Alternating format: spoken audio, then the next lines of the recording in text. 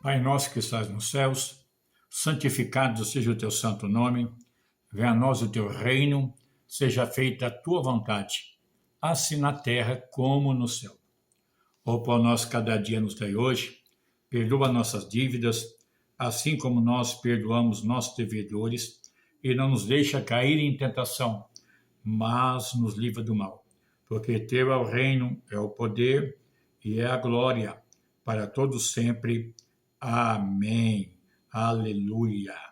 Queridos e amados irmãos, já estamos aqui mais uma vez, hoje, terça-feira, feriado nacional,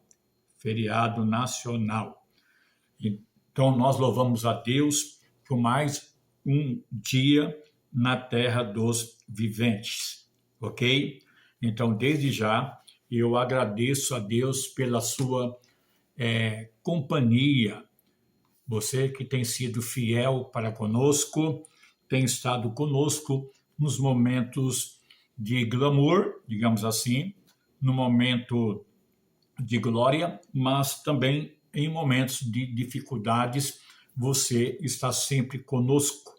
Então, a nossa alegria é imensurável perante Deus e perante você, meu amigo, minha amiga. Estamos nessa grande campanha. Essa grande campanha é galgar 100 mil famílias para Cristo.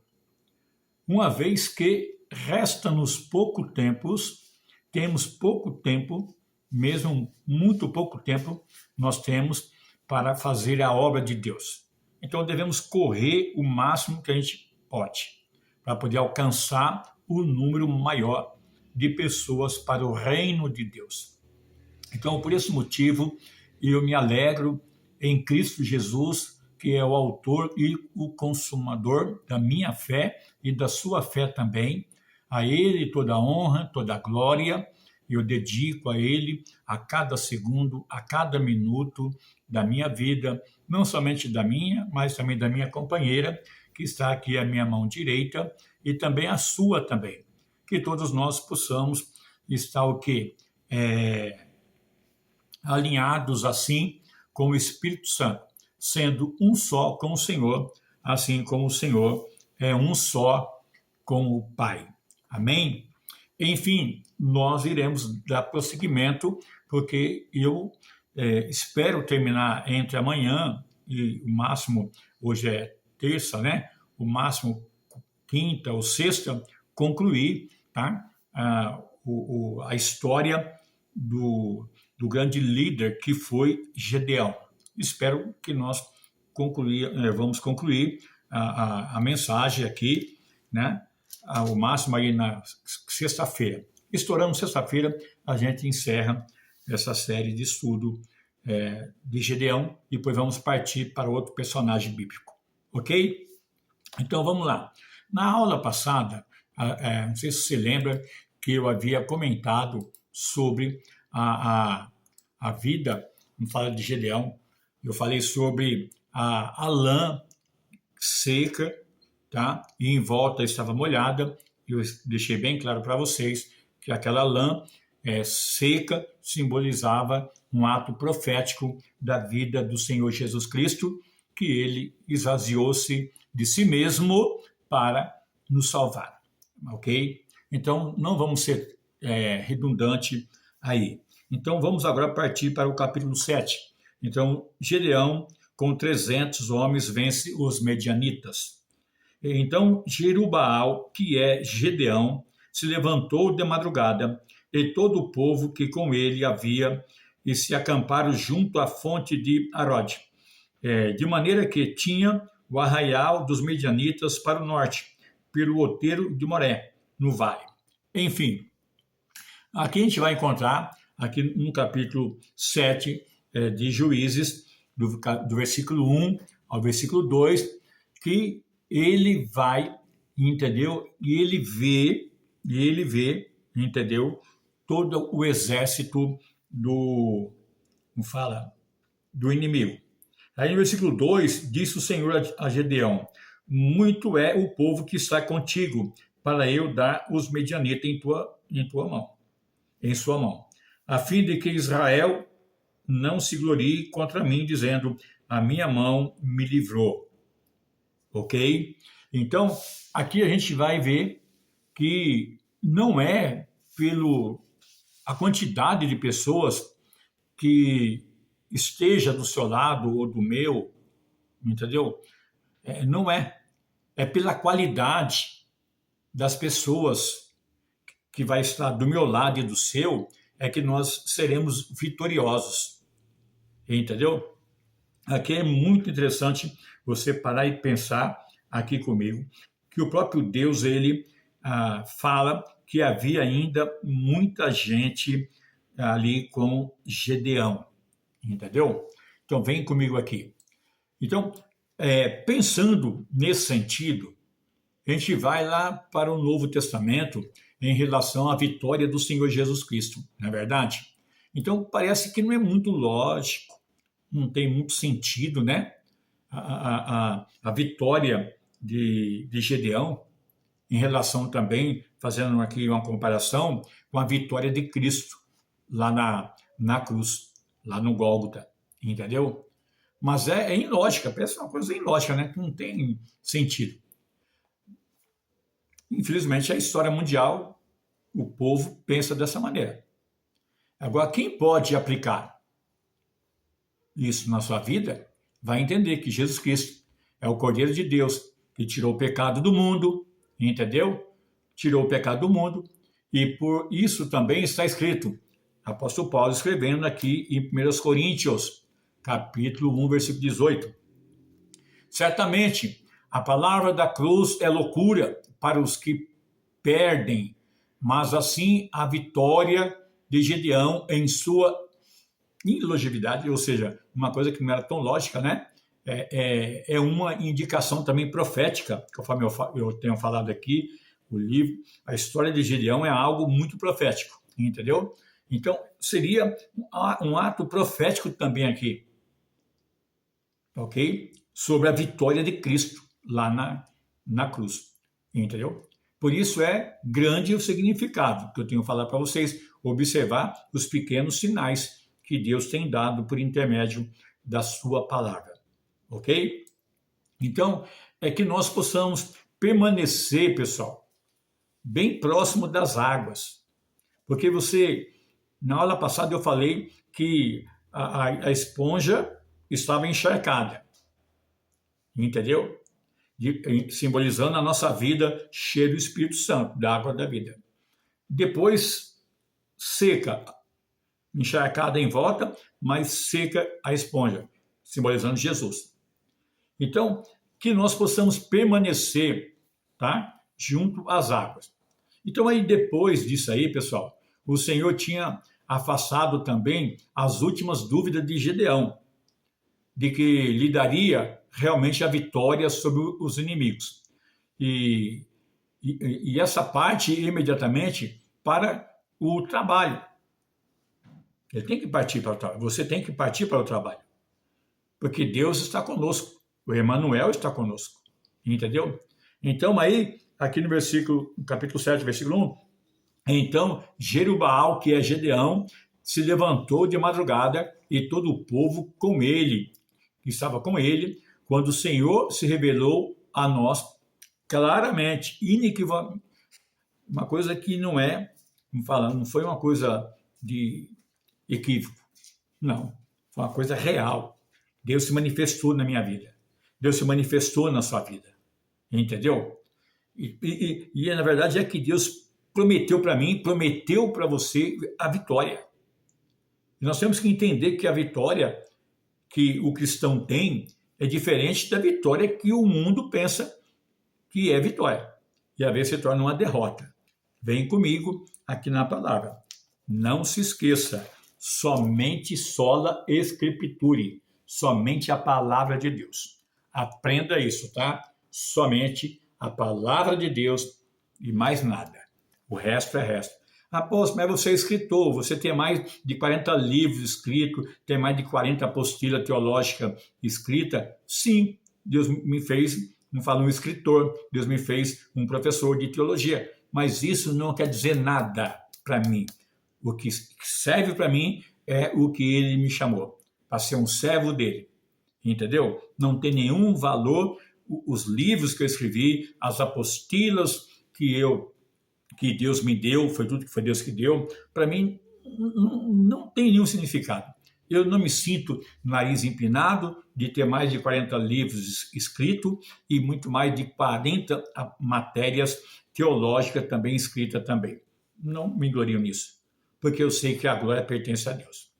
Então, aqui no capítulo 7, quando o Senhor se revelou a nós, claramente, porque para mim, ele se manifestou para mim com 7 anos de idade. Eu não sei como você, mas com 7 anos de idade, lá no sul do Paraná, Deus se manifestou e falou comigo. Ok? E por isso que hoje eu sou um apóstolo pela misericórdia do Senhor. Não porque eu desejei, mas que foi o próprio Senhor que colocou a semente em meu coração. Então, Deus já nos prometeu a vitória. Entendeu? Então, é de suma importância que você entenda que grande vitória, ela só pode vir quando nós obedecemos imediatamente ao Senhor. Assim aconteceu também com Abraão. Entendeu? Assim também aconteceu com Abraão, pessoal. Você pensa que foi fácil para Abraão, não fala, ser o pai da fé? Você pensa que foi fácil? Não foi fácil para Abraão, não, pessoal. Então, lá em Gênesis, a gente vai ver no capítulo 22, tá, de Gênesis aqui, o primeiro livro da Bíblia, Gênesis 22, a gente vai ver que Deus fala com ele e ele obedece. E ele levantou-se de madrugada, para executar a ordem do Senhor. Gênesis 22, 3, entendeu? Gênesis 22, 3. Então, ele levantou de madrugada para executar a vontade de Deus. Qual era a vontade de Deus? Que ele levasse o seu único filho para o holocausto, para sacrificar ao Senhor. E Deus manda Abraão matar o seu filho Isaque. Ok? Mas também aqui em Juízes, capítulo 7, nós vamos ler também que de madrugada Deus manda Gedeão, que é Jerubbaal, porque ele derrubou o altar de Baal, entendeu? Para ir. Então ele foi também de madrugada também. Então fica bem claro que não existe vitória se não houver, como fala, não posso dizer, deixa eu usar um termo aqui para você entender. Não existe vitória se não tiver obediência na voz do Senhor, tá? Por intermédio da sua palavra.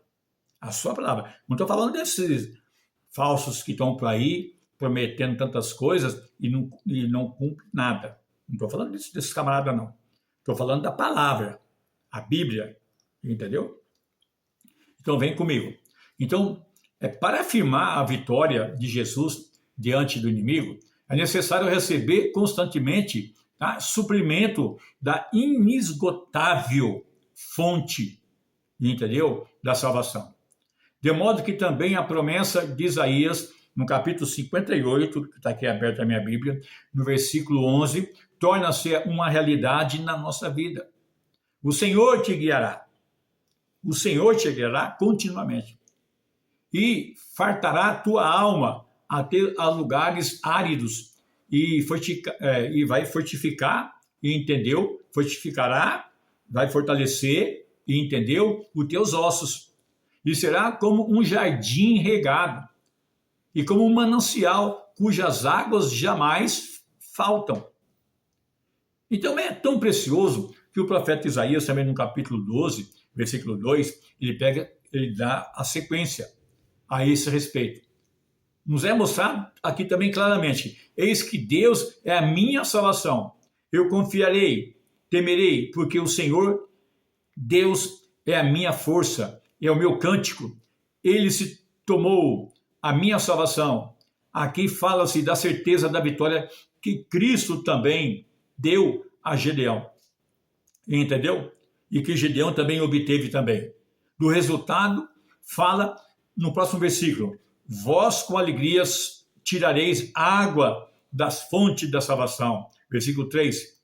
Mas como podemos concluir esse capítulo aqui, 7 de Juízes? Não se tratou de um assunto unilateral, entendeu? Mas sim de um maravilhoso efeito recíproco.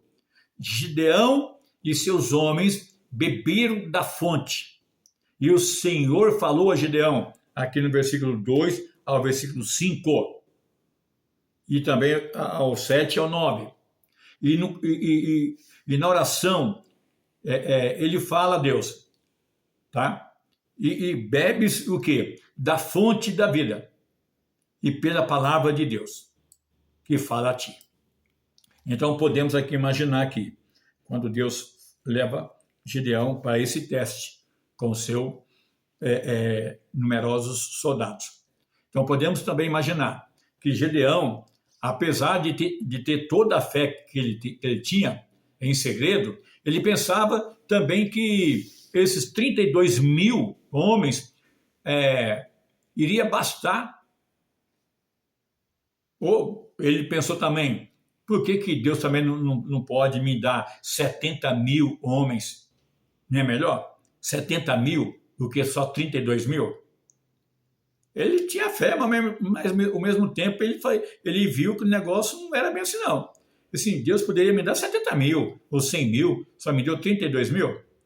Mas ele estava enganado, porque não era 32 mil que ia para a guerra com ele, não. Assim você também continua enganado, enganada. Você pensa que é todo mundo que está do seu lado que quer ver o seu bem? Você pensa que é todo mundo que está na sua congregação que quer ver o crescimento da igreja? Agora eu estou falando com pastores, agora estou falando com líderes. Você pensa, pastor, que todos que estão com você na igreja querem ver o crescimento da igreja? Falar é uma coisa. Agora, as atitudes têm que ser outras. Entendeu, pastor? Entendeu, líder? Que me assiste, que me acompanha, entendeu? E que me conhece. Nem todos que se achega até você, com boas intenções, aparentemente, querem te ajudar.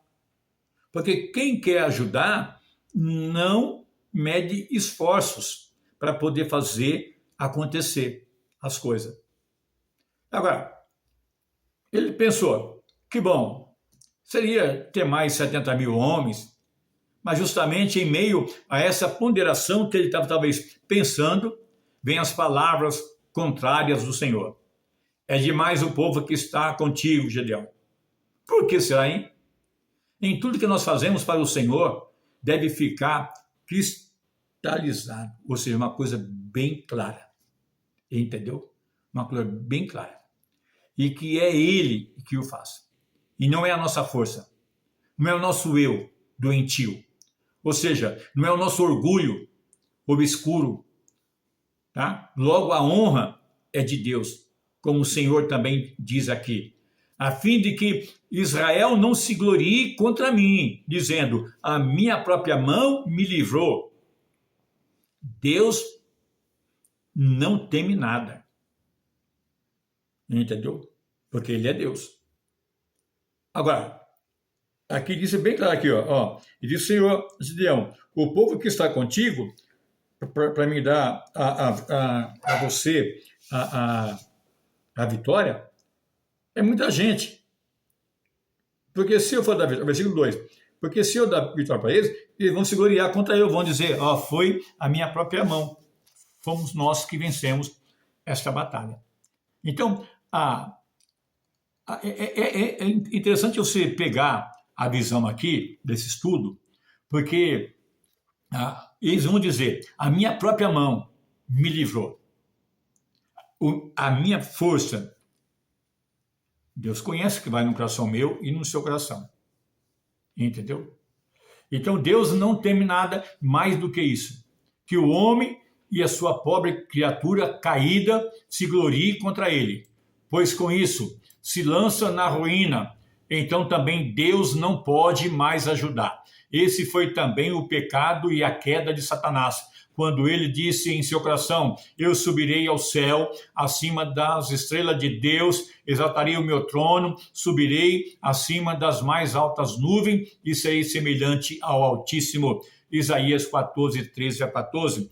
Eu tenho um livro que eu falo sobre esse assunto aqui, e baseado nesse versículo, nesse texto, e também em Ezequiel 28 também.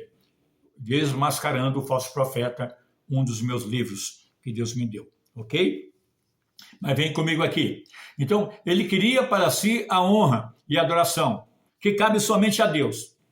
Mas pensando que ele estava, o poder de fazer e deixar de fazer o que queria, e que necessitava mais do que onipotente, Deus não podia mais usá-lo. E teve que dizer-lhe: contudo serás precipitado para o reino dos mortos, no mais profundo do abismo, versículo 15. E a soberba precede o quê? A ruína. Por isso Deus, em sua bondade, sempre novamente retira do homem o apoio da sua força, e com os quais ele queria vencer, e quebra-lhe as suas próprias armas antes de enviá-los para a luta. Então, um outro motivo, porque o Senhor teve que dizer a Gedeão: é demais o povo que está contigo. É que o Senhor somente quer lutadoras voluntárias, ok?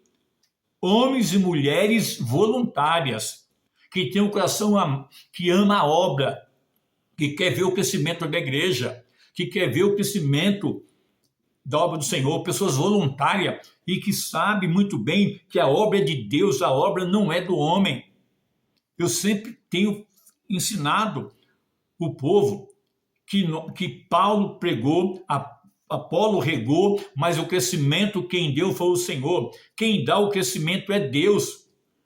E a nossa participação nessa vida é ser útil a Deus e reconhecer que tudo que nós estamos fazendo é para a glória dele, para a honra dele. E até o próprio Jesus Cristo também foi obrigado por ninguém a entregar a sua vida. Mas ele mesmo disse, ele disse: o Pai me ama. Por que Cristo disse que o Pai ama ele? Porque ele fazia o quê? A vontade do Pai. Ele fazia o quê? A vontade do Pai. Ele fazia a vontade do Pai. Entendeu? Então eu te pergunto, será que eu e você estamos fazendo a vontade do nosso Pai? Porque o próprio Jesus disse: a minha vida, eu tenho o poder de dar e tenho o poder de tomar de volta. Isso você pode ver aí no Evangelho de João, capítulo 10, versículo 17 a 18. Então, assim também procura voluntariamente, tá? Ou seja, procura também pessoas voluntárias que querem segui-lo. Então, na primeira, aqui você vai dar risada comigo. Aqui a prova, entendeu? Constatou que dos 32 mil, presta atenção, dos 32 mil eram simples oportunistas. Quantas pessoas oportunistas já se encostou no seu ombro? Já se apoiou no seu ombro? Hoje eu estava conversando com o meu amigo, pastor e cantor e compositor, pastor Edivaldo. E estamos orando por você, a igreja também está orando, e sei que o Senhor Deus vai restaurar completamente aí a sua perna, e que, se Deus quiser, domingo que vem, o Senhor já pega o avião, o Senhor já vai lá para o Nordeste fazer a obra de Deus lá. Viu, pastor e cantor Edivaldo? O Senhor e a sua esposa, né? Então, ambos são servos do Senhor que trabalham com a visão do reino. Deus te abençoe, querido. E faz parte também do Copan. Então, preste bem atenção. Foi uma ordem do Senhor que Gedeão deveria apregoar diante do povo. Quem for tímido e medroso, volte e retira-se da região montanhosa de Gileade. Versículo 3. Agora, pois, apregou aos ouvidos do povo. O próprio Deus ordenou: quem for medroso, que volte e vá apressadamente das montanhas de Gileade. Então voltaram do povo 22.000 e 10.000 ficaram. Gedeão estava querendo uns 70.000 por aí para poder ir para a guerra e só chegou 32. E desses 32, Deus diz para ele aqui: fala para os covardes, fala para os medrosos, cai fora. Igual diz a bispa que está aqui à minha direita, dá a linha. Dá a linha, cai fora, dá a linha. Por quê? Eram homens, como fala, conforme eu citei aqui, que era oportunista. Eles não estavam ali com o intuito mesmo de ir para a guerra, para poder vencer os inimigos e Deus ser glorificado. Porque Deus conhece quem é oportunista e quem não é oportunista. Está cheio de pessoas oportunistas, sim ou não? Você sabe do que eu estou falando, né, pastor? Você sabe o que eu estou dizendo, né? Você tem experiência de pessoas oportunistas. Quando tudo vai bem, está te beijando, está te abraçando. Quando tudo vai mal, é como os amigos de Jó. Ó, igual disse a bispa, da linha. E aí, no versículo 3, está bem claro. Que os medrosos volte apressadamente das montanhas e saiam dali. O que isso vai ser aplicado na minha vida hoje e na sua? Qual é o significado, me fala desse versículo para a minha vida e para a sua hoje? É a coragem de fé. Entendeu? A coragem de fé em avançar. Então isso significa, portanto, a coragem de fé e faz avançar sem temer, enfrentando o inimigo vitoriosamente. Mas o quê? A incredulidade deve fugir apressadamente. E realmente, uma grande seleção, pois no próximo exame da fé, não tem Hebreus 11 aí, os heróis da fé, agora nós temos o quê? Aqui, nós temos também, aqui, tá? O exame da fé. Foram eliminados, pessoal, 22.000 homens. Tá? Foram eliminados 22.000 homens. Os que voltaram para a casa pode ter sido apresentado as razões mais aprazíveis, tá? E definida as suas atitudes como inteligente e a única certa, pois jamais faltaram desculpas razoáveis aos covardes na luta pelo Senhor. Mas cabisbaixo e envergonhados, eles estavam parados na porta. Quando os fiéis, coroados de vitória, voltaram para casa, cuidemos para que também nós, eu e você, apesar de ser salvo pela graça, não tenhamos que olhar uma vez envergonhados e cabisbaixo a entrada dos vencedores no céu, daqueles que venceram pelo sangue do Cordeiro e que na terra consagraram o serviço do Senhor. Aleluia! Consagraram o seu dinheiro ao Senhor, os seus bens ao Senhor, a sua força ao Senhor, a sua saúde ao Senhor, a sua vida ao Senhor. Pois aquele que pensam que está em pé, veja que não caia. Apóstolo Paulo fala isso na sua carta de 1 Coríntios, capítulo 10, versículo 12. A igreja de Jesus precisa de pessoas varonis. Portanto, fora. Aqueles que continuamente apresentam o pretexto da fraqueza da carne.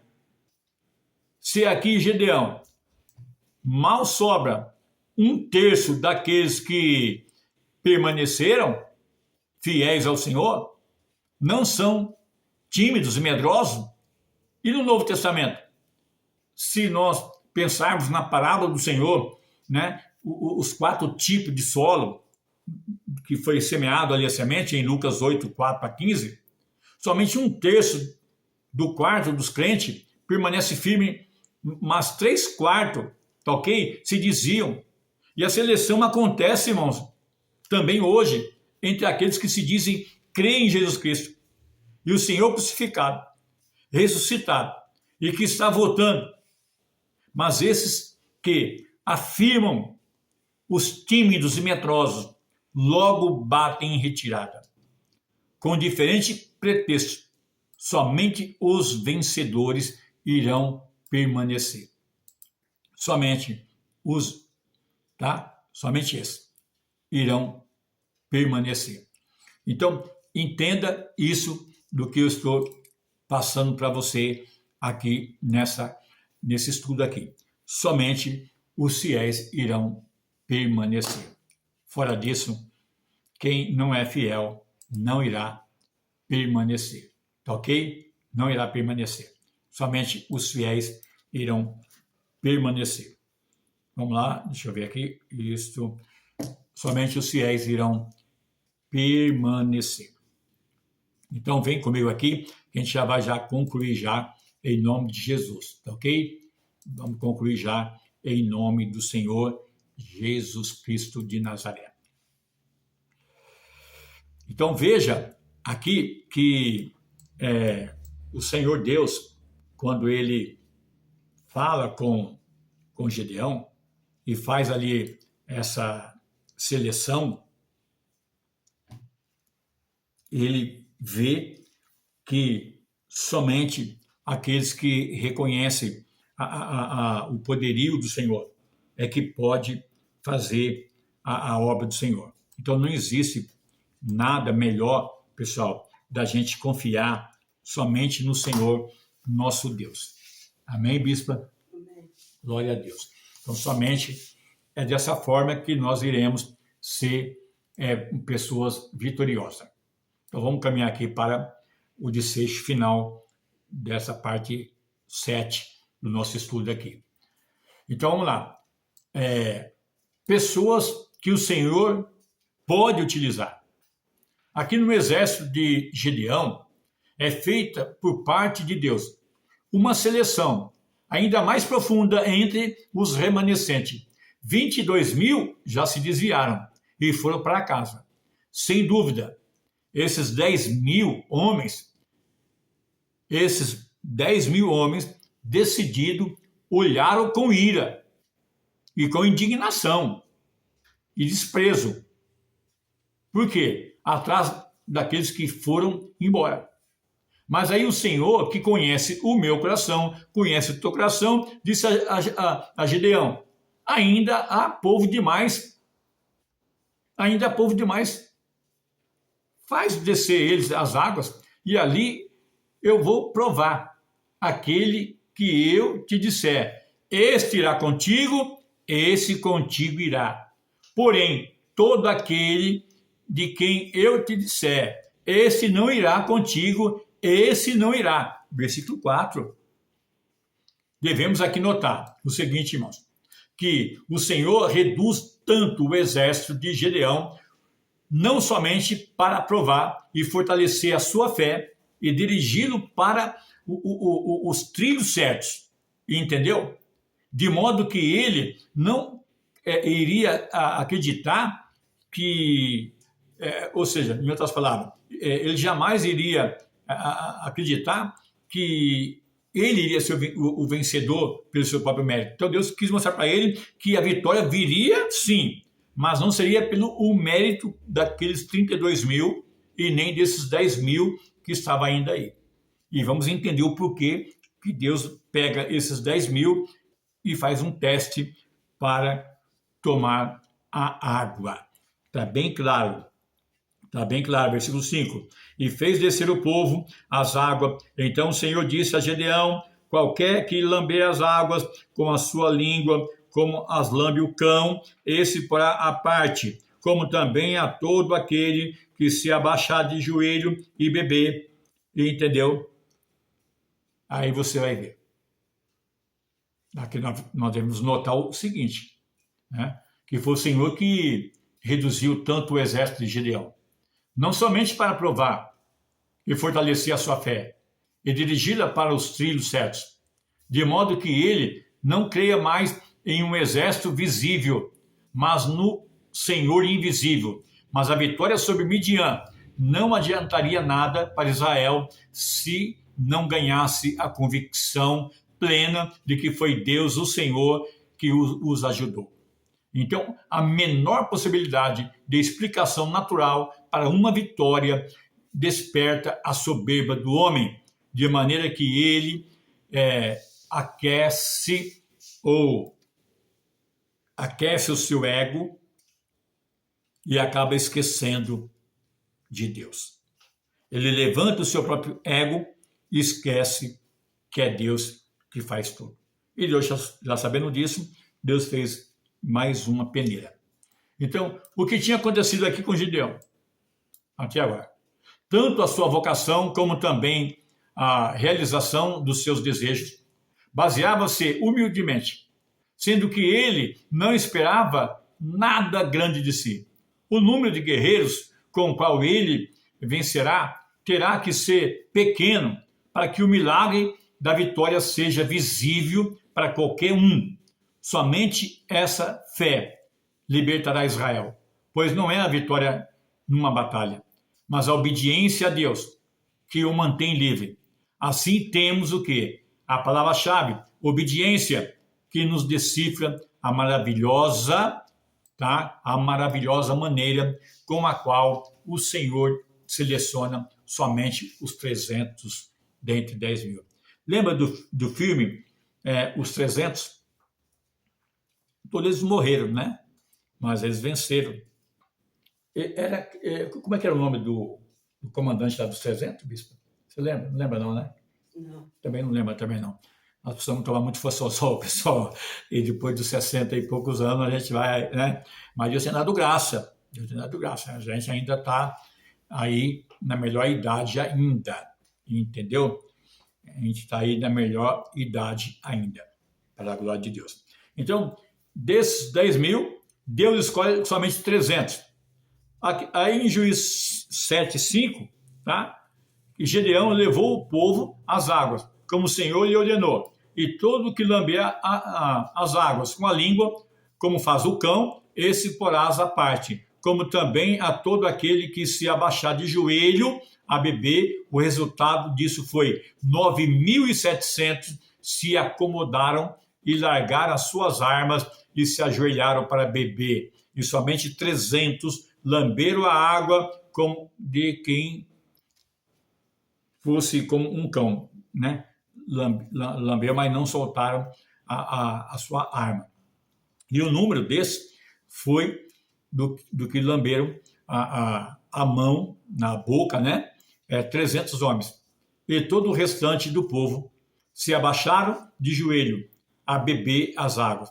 Então disse o Senhor a Gideão: com esses 300 homens que lamberam as águas, logo lá vai, porque eu vou levar isso com você. E através desses 300 aí que levaram a mão, a água na boca, é que vai com você. Os outros 9.700 que largaram a arma, entendeu? Esse não vai contigo, não. Então, o que isso significa para a gente? Significa que esses 9.700 aqui, que o Senhor rejeitou, tá? Há um certo ensinamento. Eu já vi vários pastores consagrados pregar. Eu me lembro do pastor Sherlock, que era diretor do seminário, onde eu também fiz o curso também de teologia, tá? Ele falava o seguinte, que esses 9.700 que foram deixados, que o Senhor não escolheu, porque eles tinham ainda o costume de dobrar os joelhos perante Baal. Por isso que eles ajoelharam e dobraram o joelho para tomar água. Essa foi uma das explicações que o saudoso amigo meu, pastor Sherlock, dando uma aula, ele fala sobre esse assunto para a gente. Portanto, fica bem claro, irmãos, que o Senhor Jesus Cristo, tá, é com os melhores e os mais fortes. e os de nervo de aço. Não, mas como aqueles que de coração íntegro, que colocaram a mão do Senhor e também os seus prazeres e as suas pausas em descanso. Então o Senhor Jesus descreve isso também. Os 300 da seguinte maneira: se alguém vem a mim e não aborrece seu pai e mãe, e mulher, e filhos, e irmão e irmãs, e ainda a sua própria vida, não pode ser meu discípulo. Lucas 14, 26. Aí eu pego esses pastores de hoje em dia, que fica dando aula aí para a família, dando ensinamento para a família, esses coach aí, essa que é a verdade, achando que é o dono da verdade, deveria pegar esse versículo aqui e aplicar na vida do povo. Se alguém vem a mim e não aborrece seu pai, sua mãe, entendeu? Sua mulher, seus filhos, sua família, não pode ser meu discípulo. Esses 10.000 deixaram também os seus pais, deixaram também as suas mães, deixaram as suas mulheres, deixaram os seus filhos pela causa do Senhor. Pedro também fala isso para Jesus. O que nós iremos ganhar? Porque deixamos tudo para te seguir. Ok? Esses 10.000 aqui, todos eles deixaram tudo isso. Os 9.700 também deixaram para trás. Deixaram as suas esposas, os seus filhos, deixaram tudo para trás para seguir Gedeão. Mas pare e pense. Pare e pense muito bem. Entendeu?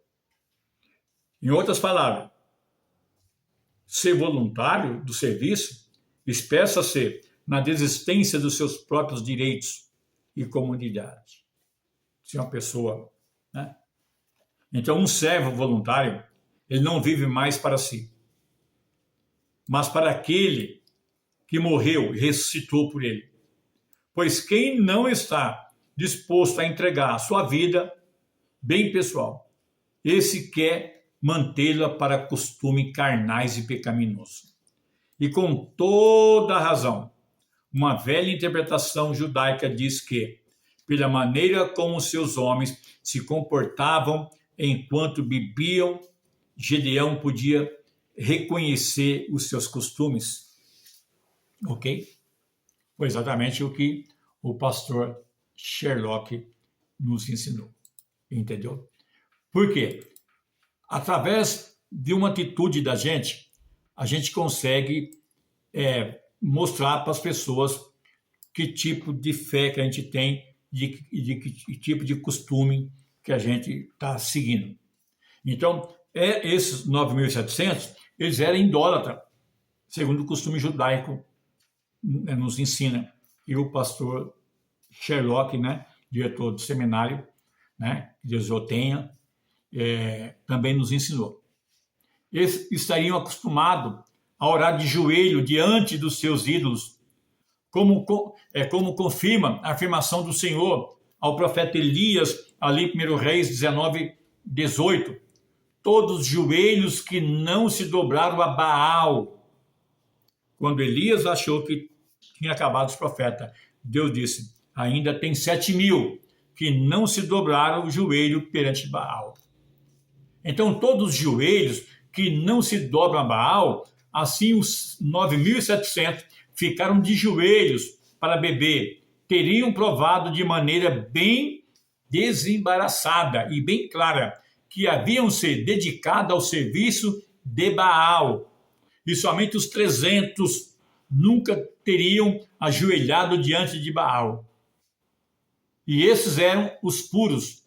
Alguém disse que nunca entendeu, que nunca caminhou para a idolatria, que nunca viveu, entendeu, da sedução do inimigo.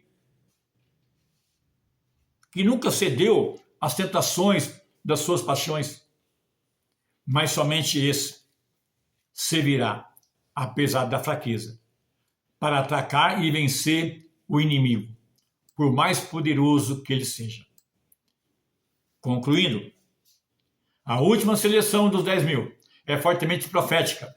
Em primeiro lugar, com vista a nós pessoalmente.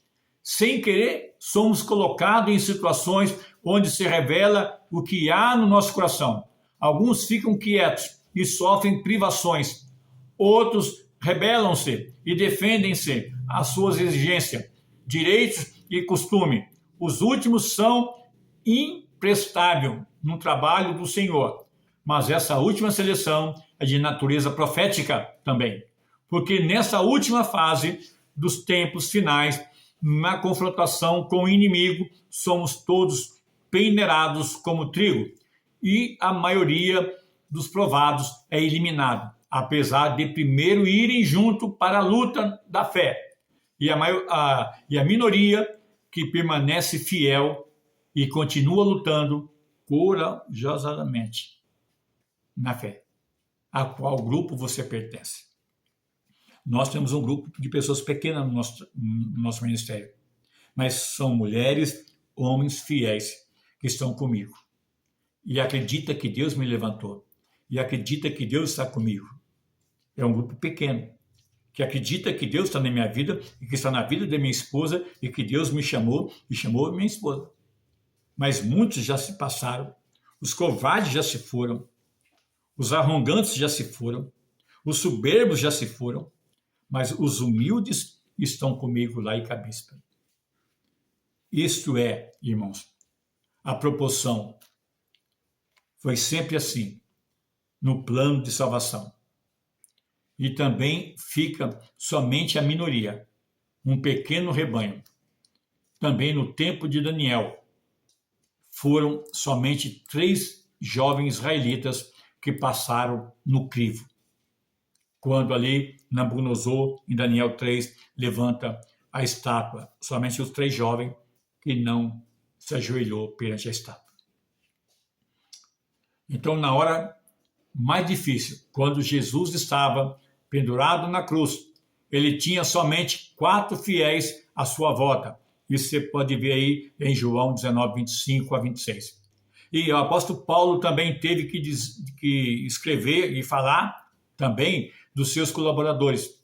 Na minha primeira defesa, ninguém foi a meu favor.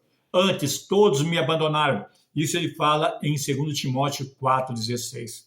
Meus irmãos, eu já preguei sobre esse tema. Todos me abandonaram. Não dá para mim expressar a tristeza que dá no coração da gente quando as pessoas nos abandonam. Mas preste bem atenção. Apóstolo Paulo, ele passou por isso. Jesus passou por isso. Muitos de nós temos passado por isso. As pessoas nos abandonam. Mas se nós quisermos realmente ter vitória, entendeu? Se realmente nós quisermos ter vitória, todos, com certeza, irão nos abandonar. Porque somente assim o Senhor irá confirmar a nossa vitória. Somente assim o Senhor irá confirmar a nossa vitória. E nós temos que libertar-nos do fascismo.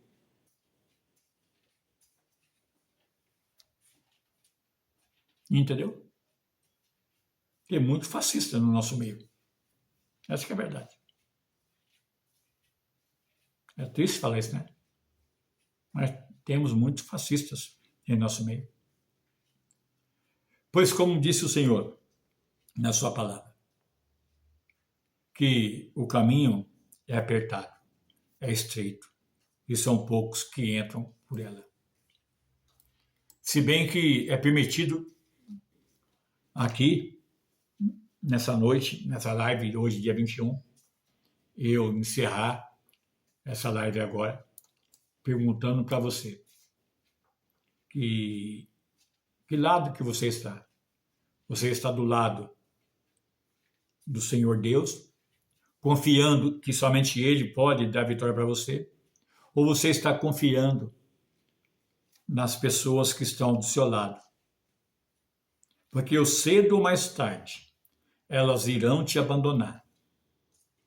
Abandonaram o Senhor Jesus, mas tinha somente aquelas mulheres que estavam ali no pé da cruz e João o amado. São poucos que permanecem do nosso lado, irmãos. São poucos que permanecem do nosso lado. Entenda isso. São poucos que permanecem do nosso lado, porque a maioria não permanece. Essa é que é a verdade. Paulo sofreu. Paulo sofreu. Jesus sofreu. Todos me abandonaram. Mas Paulo, ele fala, mas o Senhor me assistiu. Aleluia. O Senhor está dizendo, eu permito que as pessoas te abandonem. Eu permito que as pessoas larguem de você, para que você possa ser um só comigo, para que você possa ter uma junção, uma união comigo, assim como você é um só com a sua esposa, conforme eu já disse desde o princípio. Deixará o homem seu pai e a sua mãe, e ambos unirão, e serão ambos uma só carne. Assim eu, o Senhor, quero ser um só com você. Orebadagai. Por isso que vem esse tipo de sofrimento na nossa vida. Porque Deus tira esses 31.970. 32 mil menos 300 31.900. Não, 31.700, é isso? É isso mesmo. 31.700. Deus tira. Para que a glória seja do Senhor na minha vida e na sua vida. Você quer glorificar o Senhor? Não apoie a tua confiança no homem e nem na mulher, porque eu cedo ou mais tarde ela vai te abandonar, ele vai te abandonar, porque eu tenho experiência na minha vida, nesses mais de 43 anos de caminhada, eu tenho contemplado, eu tenho visto quantas pessoas que choraram aqui e deram linha. Quantas pessoas que eu troquei a fralda, limpei a sujeira, dei de mamar. E quando estava já fortinho, abençoados, caíram fora. Mas isso não me deixa abatido. Não mexe com a minha fé. Porque eu sei que é Deus que faz a peneira. Eu sei que os que estão comigo até hoje são pessoas fiéis e leais à bispa e a mim e ao Senhor. E Deus tem mostrado isso. Os fiéis permanecem com você, na dificuldade, na luta, na alegria, porque tem pessoas que são oportunistas. Já viu? Para terminar, só um fechamento aqui da mensagem. Já viu que quando tem um casamento, aparece tanto convidado que você nem convidou, mas vem de bicão? Ou quando você faz qualquer, vamos lá, casamento, churrasco, aniversário, todas pessoas interesseiras, vai para o aniversário, vai para o churrasco, mas não são pessoas que realmente está caminhando com você no dia a dia, que está compartilhando com você. São pessoas interesseiras, querem mostrar alguma coisa que está do seu lado. E tem aqueles também que fazem banquete como os filhos de Davi fizeram, né? Para poder ganhar a consciência do povo, para querer arrebanhar o povo. Isso é outra mensagem que eu vou pregar outro dia. Sobre Absalão, sobre também Adonias, todos filhos de Davi, e Abiatar, e também Joabe, e também Aitofel. Todos esses, pessoas oportunistas, que estavam no reino, mas com segundas intenções. Tem pessoas que estão dentro da igreja, mas com segundas intenções. Não são intenções de ver o crescimento da igreja, porque não dizima, não oferta, e quando dá o dízimo, roubam o Senhor. Essa que é a verdade. E não vem para cá, eu usar um termo aqui, mas aí eu não quero me igualar a eles não. Mas não venha para cá, esses hipócritas, dizer para mim que o dízimo é coisa do Antigo Testamento, porque não é o imbecil, ou orelhudo. Jesus disse aqui em São Mateus 23, ele não aboliu o dízimo continua até hoje, viu? Porque eu conheci, e vou terminar a live dizendo o seguinte, eu conheci homens que faziam fogo do céu descer, fazia o câncer ser expelido da pessoa. E depois ele entrou na heresia de dizer que o dízimo era do Antigo Testamento e passou a guardar o sábado, que o Senhor Jesus disse que ele é o Senhor do sábado. E entenda o que você quiser, mas eu sou profeta de Deus e tenho que falar aqui e também não sei o alcance que essa live vai chegar. Não sei se vai chegar a 10 pessoas, ou a 20 pessoas, ou 15, não sei. Só sei que eu estou falando que Deus está mandando. Então esses hipócritas aí, miseráveis, mão de vaca, que não quer ver a obra crescer, não dá dízimo, entendeu? Ainda critica ainda quem dá dízimo. E aí eu conheci, não vou dar o nome dos ministérios, porque é grande o ministério, ou foi grande no passado, e eu não, nem sei se está vivo ainda o fundador. Mas ele entrou nesse caminho errado, de dizer que não precisa dar dízimo, é o que Deus tocar no coração. Irmão, o coração do homem é enganoso, jamais o homem vai querer se dispor de 10% do que ele ganha no mês. Se a pessoa ganha 100 mil por mês, você acha que ela vai ter coragem de dar 10 mil de oferta? Pense comigo. O máximo que ela vai querer dar é 200, 300, 500, olha lá ainda. Se ela ganha 100 mil, você acha que ela vai dar 10 mil de dízimo? E se ela ganha 500 mil, você acha que ela vai dar 50 mil? Não vai, irmãos. Não vai. Aí vem esses idiotas aí no YouTube, no Facebook, no Instagram, no Telegram, falando mal contra o dízimo. Eu estou falando isso aqui porque Deus está mandando eu falar. Essas pessoas eu não quero que andem comigo. Pessoas que roubam o Senhor, eu não quero que andem comigo não, porque é maldição, é amaldiçoado, está lá em Malaquias 3. Com maldição sois amaldiçoado todo vós que me roubais. E vós dizeis, nós roubamos o Senhor e no quê? Nas ofertas e nos dízimos. Tem pessoas que roubam a Deus dessa forma. Essa que é a verdade, pessoal. São os 9.700 que ainda têm o costume de Baal ainda. Que se ajoelha para orar a Baal, não a Deus. Assim está cheio. E naquele dia vai ter surpresa. Os filhos de Deus e os filhos de Belial. Então, se ajoelhe para adorar a Deus, não para adorar a Baal, e nem a outro tipo que seja de coisas que não vêm exaltar o Senhor. Meu Deus, já estamos aqui há quase 1 hora de live, né, pessoal? Então eu vou estar encerrando aqui, espero ter ajudado você nessa aula de hoje, no capítulo 7, tá ok? Que nós aqui concluímos aqui, ok? Que de 10 mil que ficou, somente 300 foram aprovados. E que nós sejamos aprovados também naquele dia. E que não sejamos rejeitados. Porque naquele grande dia haverá surpresa também para muitos que irão ficar. Entendeu? E eu não quero ficar e também desejo que você também não fique também, pessoal.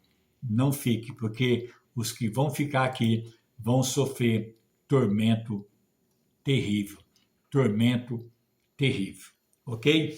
Aí nós damos continuidade amanhã, se o Senhor Jesus assim o permitir.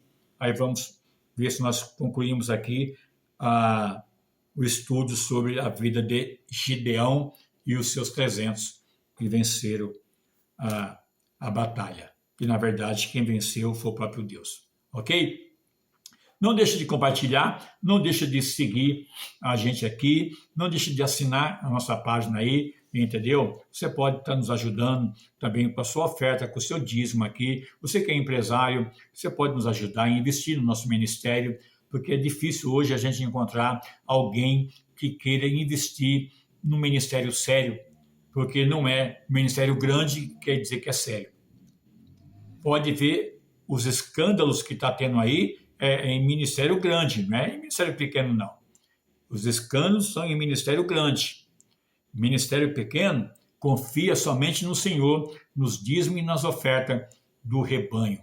Tá ok? Então Deus abençoe. Ô bispa, eu estou vendo aqui, bispa, que estava conosco aqui, o nosso irmão Carlos. Boa noite. Algum coração bom? Ô meu irmão, realmente nós temos um coração bom sim, querido. Entendeu? Sim, nós temos um coração bom e nós oramos a Deus para que Deus possa suprir a necessidade de todo o seu povo.